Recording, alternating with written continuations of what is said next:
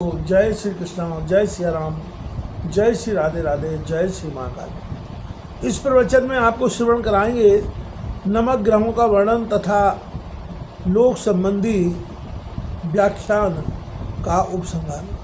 श्री पाराशर जी बोले, चंद्रमा का रथ 3 पहियों वाला है। उसके वाम तथा दक्षिण और कुंद कुसुम के समान श्वेत वर्ण 10 घोड़े जुते हुए हैं। ध्रुव के आधार पर स्थित उस वेगशाली रथ से चंद्रदेव भ्रमण करते हैं और नागबीज पर आश्रित अश्विनी आदि नक्षत्रों का भोग करते हैं। सूर्य के समान इनकी किरणों के भी घटने बढ़ने का निश्चित क्रम है। हे मुनिश्रेष्ठ, सूर्य के समान समुद्र गर्भ से उत्पन्न हुए उसके घोड़े भी एक बार जोत दिए जाने पर एक कल्प पर्यंत रथ खींचते रहते हैं। हे मैत्रेय, सूर्यगण के पान करते रहने से छीण हुए कला मात्र चंद्रमा का प्रकाशमय सूर्यदेव अपनी एक किरण से पुनः पोषण करते हैं। जिस क्रम से देवगण चंद्रमा का पान करते हैं, उसी क्रम से जलापारी सूर्यदेव उन्हें शुक्ला प्रतिपदा से प्रतिदिन पुष्ट करते हैं। हे मैत्रेय, इस प्रकार आधे महीने में एकत्रित हुए चंद्रमा के अमृत को देवगण फिर पीने लगते हैं, क्योंकि देवताओं का आहार तो अमृत ही है। 33,333 36,333 देवगण चंद्रस्थ अमृत का पान करते हैं। जिस समय 2 कला मात्र रहा हुआ चंद्रमा सूर्यमंडल में प्रवेश करके उसकी अमा नामक किरण में रहता है, वह तिथि अमावस्या कहलाती है। उस दिन रात्रि में वह पहले तो जल में प्रवेश करता है, फिर वृक्ष लता आदि में निवास करता है और तदनंतर क्रम से सूर्य में चला जाता है। वृक्ष और लता आदि में चंद्रमा की स्थिति के समय अमावस्या जो उन्हें काटता है अथवा उनका एक पत्ता भी तोड़ता है, उसे ब्रह्म हत्या का पाप लगता है। केवल 15वीं कला रूप यत्किंचित भाग के बच रहने पर क्षीण चंद्रमा को पितृगण मध्यान्होत्तर काल में ऐसे 4 ओर से घेर लेते हैं। हे मुने, उस समय उस दुकलाकार चंद्रमा को बची हुई अमृतमयी एक कला का वे पितृगण पान करते हैं। अमावस्या के दिन चंद्र रश्मि से निकले हुए उस सुधामृत का पान करके अत्यंत तृप्त हुए सौम्य भरसद और अग्निश्वाता 3 प्रकार के पितृगण 1 मास पर्यंत संतुष्ट रहते हैं। इस प्रकार चंद्रदेव शुक्ल पक्ष में देवताओं की और कृष्ण पक्ष में पितृगण की पुष्टि करते हैं तथा अमृतमय शीतल जलगण से लता वृक्षादि का और लता औषधि आदि उत्पन्न करके तथा अपनी चंद्रिका द्वारा आह्लादित करके वे मनुष्य, पशु एवं कीट पतंग आदि सभी प्राणियों का पोषण करते हैं। चंद्रमा के पुत्र बुध का रथ वायु और अग्निमय द्रव्य का बना हुआ है और उसमें वायु के समान वेगशाली 8 पिशंग वर्ण घोड़े जुते हुए हैं। बरूथ, अनकर्ष, उपासर्ग और पताका का तथा पृथ्वी से उत्पन्न हुए घोड़ों के सहित शुक्र का रथ भी अति महान है तथा मंगल का अति शोभायमान सुवर्ण निर्मित महान रथ भी अग्नि के से उत्पन्न हुए पद्मराग मणि के समान अरुण वर्ण 8 घोड़ों से युक्त है, जो 8 पांडुरवर्ण घोड़ों से युक्त सुवर्ण का रथ है। उसमें वर्ष के अंत में प्रत्येक राशि में बृहस्पति जी विराजमान होते हैं। आकाश से उत्पन्न हुए विचित्र वर्ण घोड़ों से युक्त रथ में आरूढ़ होकर मंदगामी शनिश्चर जी धीरे धीरे चलते हैं। राहु का रथ धूसर मटियाले वर्ण का है। उसमें भ्रमर के समान कृष्णवर्ण 8 घोड़े जुते हुए हैं। हे मैत्रेय, एक बार ज्योति दिए जाने पर वे घोड़े निरंतर चलते रहते हैं। चंद्र पर्वों पूर्णिमा पर यह राहु सूर्य से निकलकर चंद्रमा के पास आता है तथा सौर पर्व अमावस्या पर यह चंद्रमा से निकलकर सूर्य के निकट जाता है।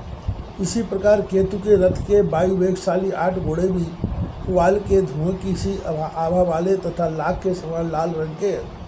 हे महाभाग, मैंने तुमसे 90 ग्रहों के रथों का वर्णन किया। ये सभी वायुमयी डोरी के ध्रुव के साथ बंधे हुए हैं। हे मैत्रेय, समस्त ग्रह, नक्षत्र और तारामंडल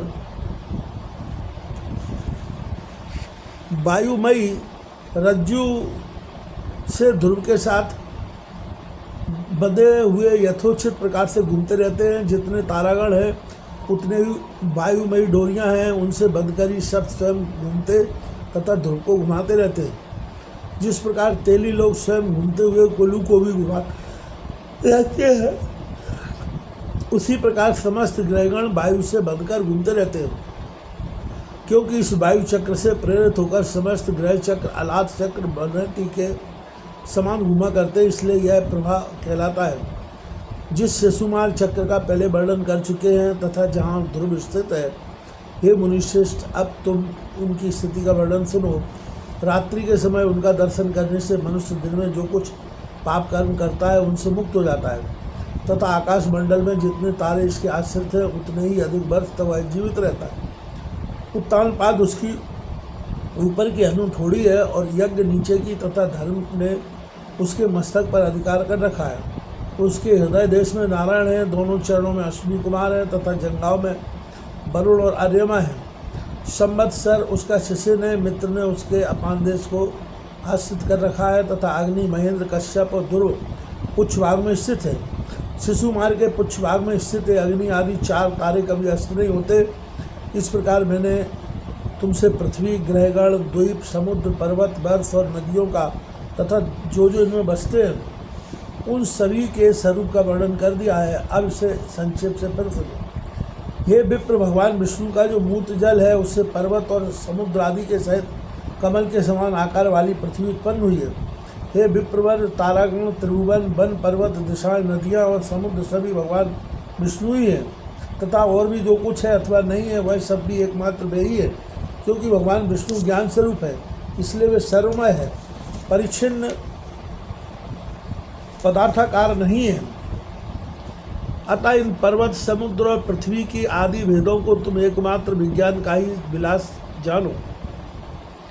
जिस समय जीव आत्मज्ञान के द्वारा दोष सहित होकर संपूर्ण कर्मों का क्षय हो जाने से अपने शुद्ध स्वरूप में स्थित हो जाता है, उस समय आत्मवस्तु में संकल्प वृक्ष के फल रूप पदार्थ भेदों की प्रतीत नहीं होती।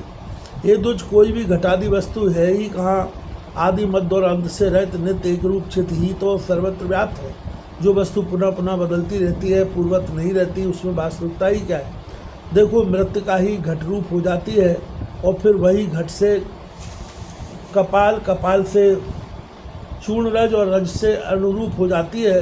तो फिर बताओ, अपने कर्मों के वशीभूत हुए मनुष्य आत्मस्वरूप को भूलकर इसमें कौन सी सत्य वस्तु देखते हैं। अतः हे दुज, विज्ञान से अतिरिक्त कभी कोई पदार्थ आदि नहीं है। अपने अपने कर्मों के भेद से भिन्न भिन्न चित्तों द्वारा एक ही विज्ञान नाना प्रकार से मान लिया गया है। वह विज्ञान अति विशुद्ध, निर्मल, निशोक और लोभादि समस्त दोषों से रहित है। वह एक सत्स्वरूप परम परमेश्वर वासुदेव है, जिससे पृथक और कोई पदार्थ नहीं है। इस प्रकार मैंने तुमसे यह परमार्थ का वर्णन किया है। केवल एक ज्ञान ही सत्य है, उससे भिन्न और सब असत्य है। इसके अतिरिक्त जो केवल व्यवहार मात्र है, उस त्रिभुवन के विषय में भी मैं तुमसे कह चुका हूँ। इस ज्ञान मार्ग के अतिरिक्त मैंने कर्म मार्ग संबंधी यज्ञ, पशु, वन्य, समस्त ऋत्युक, सोम, सुरगण तथा स्वर्गमय कामना आदि का भी दिग्दर्शन करा दिया है। भूर लोक आदि के संपूर्ण भोग इन कर्म कलापों के ही फल है। यह जो मैंने तुमसे त्रिभुवन गत लोकों का वर्णन किया है, उन्हीं जीव कर्मवश घुमा करता है। ऐसा जानकर इससे विरक्त मनुष्य को वही करना चाहिए जिससे ध्रुव अचल एवं सदा एक रूप भगवान वासुदेव में लीन हो जाए।